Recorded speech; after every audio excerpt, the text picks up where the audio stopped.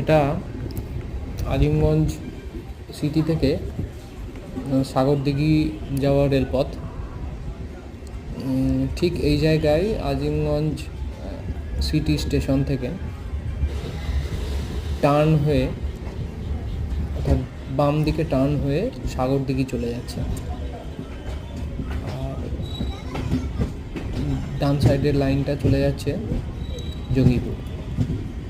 তো আজকে জাস্ট এইটুকুই। এই ট্রেনটা খাগড়াঘাট থেকে 11টা 18-তে ছেড়ে আসে, সকাল 11টা 18 থেকে সাগরদিঘি পৌঁছায় 12টা 10। আশা করি এই ভিডিওটা অনেকের কাজে লাগবে। ট্রেনটার নাম হচ্ছে রামপুরহাট কাটোয়া এক্সপ্রেস। ধন্যবাদ।